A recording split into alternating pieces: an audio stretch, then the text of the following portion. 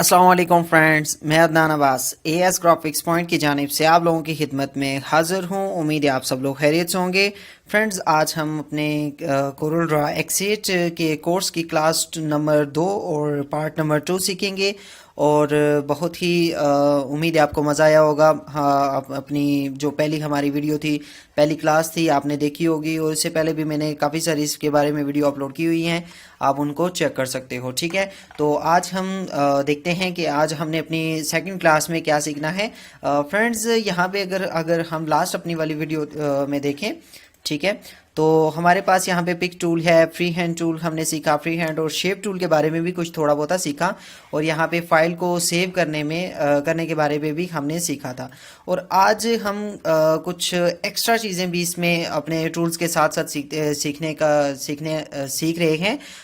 उसमें क्या है कि सबसे पहले कोरल ड्रॉ को एक्स8 को ओपन करते हैं तो हमारे पास एक मैसेज आता है, ठीक है, जिसके बारे में मुझे काफ़ी सारा कहा जा रहा है। तो मैं आप लोगों को बता रहा हूँ कि इस मैसेज का मतलब यही है कि आप एक कोरल ड्रॉ को बाय नहीं किया हुआ, आपने एक लोकल तरीके से इसे इंस्टॉल किया हुआ है, जिसकी वजह से वो कंपनी आपको एक नोटिस भेजती है कि आप इसे बाय कर लें, इसकी लीगल कॉपी ले लें हमसे, ताकि आपको प्रॉब्लम ना हो और ये अच्छे तरीके से आपका कोरल चल सके। लेकिन हम लोग जिस तरीके से कोरल को यूज़ करते हैं वो हमारे लिए बेस्ट है, तो हमें यहाँ पे इसे लेने की कोई ज़रूरत नहीं है।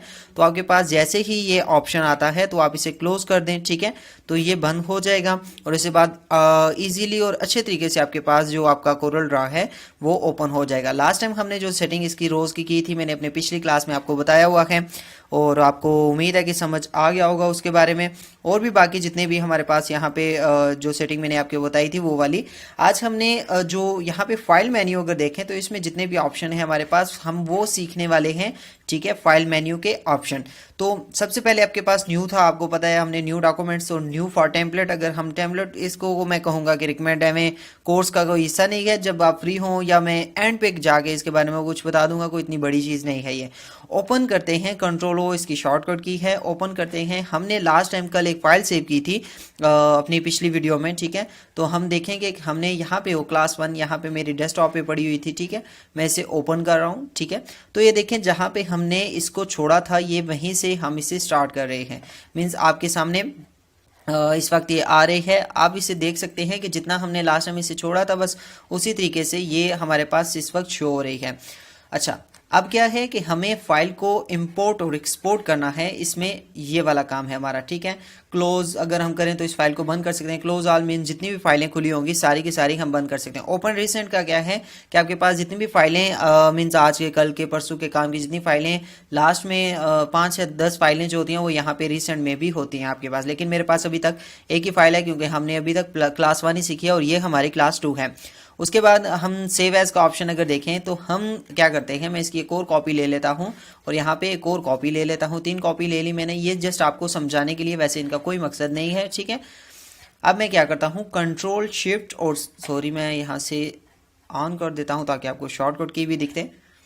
अच्छा, अब मैं यहाँ पे कंट्रोल शिफ्ट और एस प्रेस करता हूँ या फिर मैं फाइल मेन्यू में जाके सेव एज प्रेस करता हूँ। सेव एज इसलिए हम करते हैं कि हमने एक फाइल बना ली है और दूसरी फाइल भी वैसी ही बनानी है, बस उसमें थोड़ी बहुत ही कोई चेंजिंग है या फिर कुछ भी, अक्सर इस तरह से हम फाइलें एक जैसी बनाते हैं तो हमें उसके लिए सेव एज जरूरत पड़ता है। मीन्स ये फाइल वहीं रहेगी और इसी के ऊपर एक और फाइल सेव हो जाएगी, मीन्स वो वाली नहीं, इसके ऊपर, मीन्स 1 नंबर अगर फाइल वो है तो ये 2 नंबर की फाइल होगी। मीन्स क्लास 1 यहाँ पे है तो मैं क्लास 1 काट के यहाँ पे क्लास 2 लिखने वाला हूँ और इसे यहाँ से सेव कर रहा हूँ, ठीक है।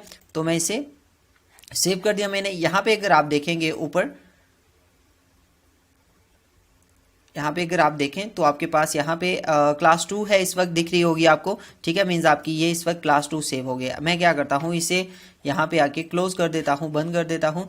अब देखें अगर आप रिसेंट में चले जाएं, ठीक है, यहाँ से अगर आप रिसेंट डॉक्यूमेंट्स में जाएं, फाइल में बेशक चले जाएं और ओपन रिसेंट देखें तो आपके पास 2 फाइल्स आ चुकी हैं, 1 और 2। रिसेंट हमारे यही है, हम 2 को ओपन करेंगे जी। सेव करने का तो उम्मीद है आपको समझ आ गया होगा। अब हम देखेंगे कि हमने इसे इक्वल इमेज, ये इतना कुछ अहम चीज़ें नहीं है। जो अहम है मैं आपको वो ही बताऊंगा जो आपके लोगों के काम आने वाली है, ना कि मैं एक्स्ट्रा चीज़ बता के आप लोगों का टाइम ज़ाया करूं। उसके अलावा आपके पास इंपोर्ट और एक्सपोर्ट का काम है। सबसे पहले हम किसी चीज़ को इंपोर्ट करना सीखेंगे, ठीक है। इसी वीडियो में हम इसे इंपोर्ट करते हैं। मैं को साइड पे रख देता हूँ, बेशक डिलीट भी कर देता हूँ, कोई इतना इशू नहीं है, ठीक है। हम क्या करेंगे, किसी चीज़ को इंपोर्ट करना है तो कंट्रोल आई इसकी शॉर्टकट की होगी, ठीक है। यहाँ पे अगर आप देखें कंट्रोल आई शॉर्टकट की है। इंपोर्ट जैसे ही हम क्लिक करते हैं इस पर, तो हम कोई सी भी इमेज, डेस्कटॉप में चला जाता हूँ मैं, कोई सी भी इमेज को अगर लाना हो तो आप इसे यहाँ पे क्लिक करें, इंपोर्ट पे क्लिक करें, ठीक है। तो इजीली यहाँ पे ड्रैग करके इसे ला सकते हैं, ठीक है। यहाँ पे एक और चीज़ मैं बताता चलूँ आपको कि इंपोर्ट करने में और डायरेक्ट इमेज को लाने में फ़र्क क्या है।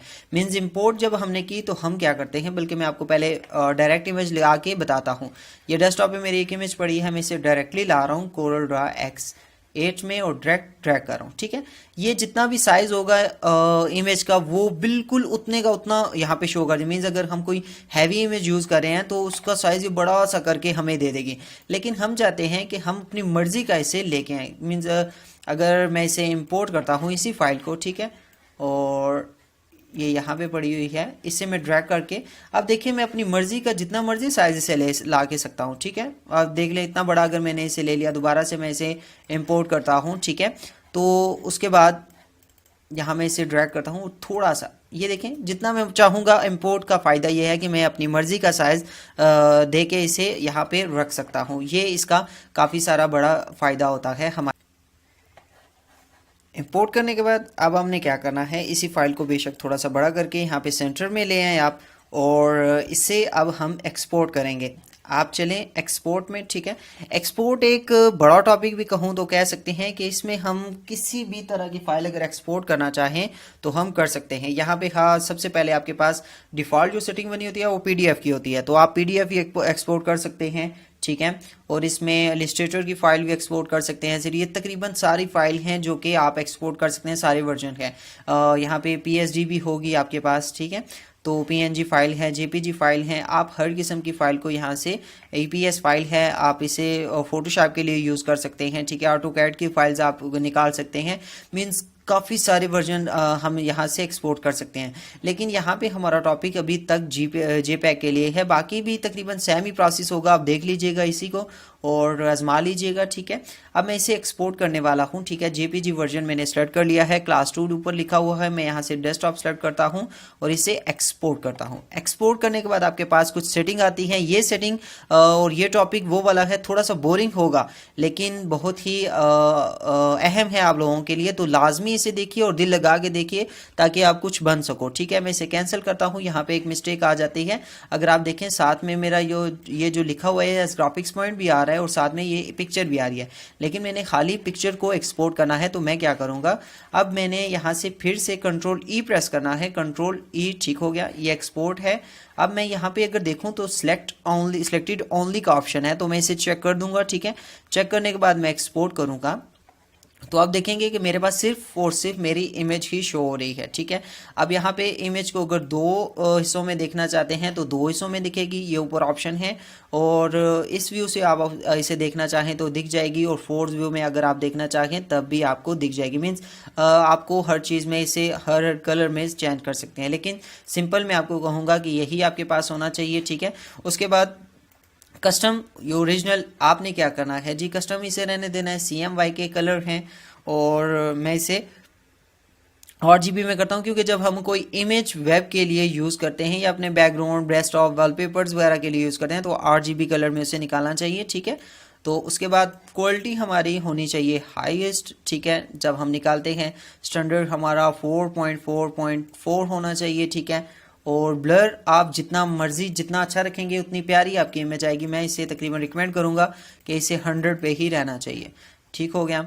ये 100 पे रहेगा हमारे लिए ज़्यादा बेटर रहेगा। और इसे 100 डिफ़ॉल्ट सेटिंग इसकी 0 होती है, लेकिन आपने इसे 100 कर देना है।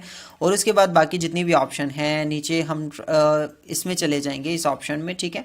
तो हमारे पास ट्रांसफॉर्मेशन में चले जाएंगे तो ठीक है, आपके पास इंचज़ में आएगा जी। आपने इसे इसी तरह रखना है। यहाँ पे आपको रेजोल्यूशन देनी होती है, तो आप इसे सेलेक्ट करके 600 तकरीबन दे सकते हैं। नॉर्मल जो है मैं आपको अच्छी जो रेजोल्यूशन है वो बता रहा हूँ, ठीक है। अब यहाँ पे अगर आप देखें तो 3 और 6 KB है इस वक्त आपके पास।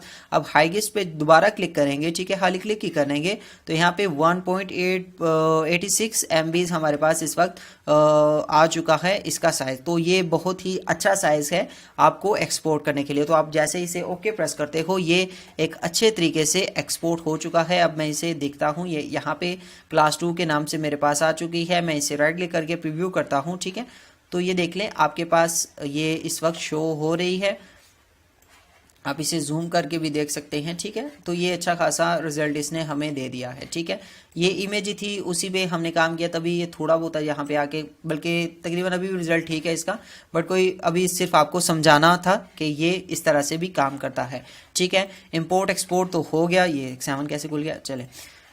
अच्छा, इंपोर्ट एक्सपोर्ट आपका कंप्लीट हो गया। Export for office, web, HTML ये चीज़ें भी हैं, अहम हैं, लेकिन मैं कहूँगा कि हमारे टॉपिक के रिलेटेड नहीं है। हमने कोरल को अभी सीखना है, तो हम एक्स्ट्रा चीज़ें जो बाद में हमें काम आने वाली हैं वो हम नहीं अभी सीखेंगे, क्योंकि वो टाइम ज़ाया अभी आपको सही। अगर आप यही एक कंप्लीट जब कोर्स हो जाएगा आपका, तो ये चीज़ें वो एक्स्ट्रा में आएंगी इंशाल्लाह, मैं वो आपको लास्ट में बता दूंगा, ठीक है।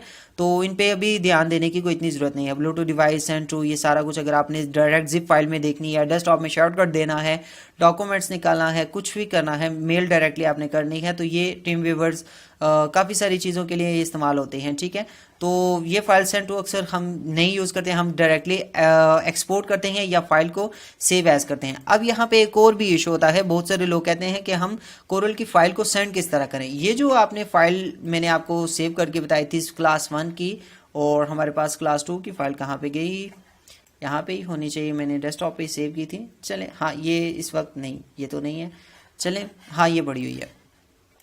ये फाइल आपके पास CDR फाइल होती है, आप जैसे इसे रीनेम करें, ठीक है, या फिर कुछ भी कर सकते हैं, ठीक है। आपको जैसा ये गूगल कोरल का आइकॉन दिखेगा, ठीक है, ये देखें type Corel Draw X graphics X eight की फाइल है ये, ठीक है।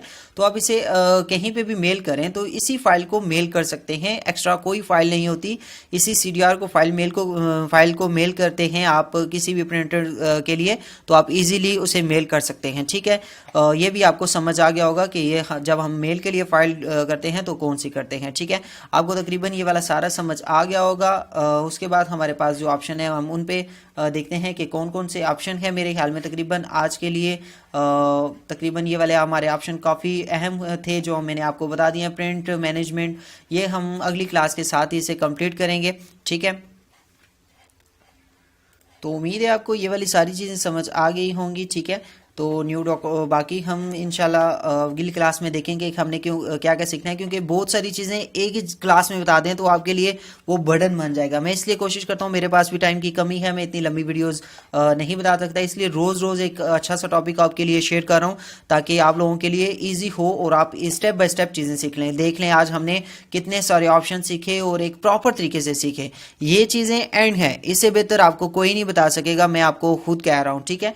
तो इससे बेहतर आप कहें तो मेरी चीज़ों को कोई डुप्लीकेट करके आपको बता देगा, तो इससे बेहतर और कोई ऑप्शन नहीं होता, ठीक है। तो यही ऑप्शन जो थे मैं आपको दे रहा हूँ। अब नीचे जो हमारे ऑप्शन है बस थोड़े से ही हैं, उसके बाद हम बेसिक हमने लास्ट टाइम जो टूल सीखे वहीं से हम शेप टूल से हम अगली क्लास को स्टार्ट करेंगे, ठीक है। तो बस अब क्या करें, साथ साथ मैं इसीलिए कुछ टूल बता रहा हूँ, कुछ टिप दे रहा हूँ, ये चीज़ें मिक्स चलेंगी तो आपका कोर्स मज़ा करेगा, आपको सारी चीज़ें अच्छे तरीके से आती जाएंगी। ना कि जस्ट मैं आपको टूल बताता रहूँ और टिप्स के बारे में आपको पता ही ना हो कि यार इसमें क्या क्या होता है, तो आपको भी गुस्सा आएगा। सो इंशाल्लाह जल्दी मिलते हैं कुछ नया लेके अगली क्लास में। सो तब तक के लिए मुझे दीजिए इजाज़त, अपना बहुत सारा ख्याल रखिएगा और मेरे चैनल को सब्सक्राइब लाजमी करिएगा।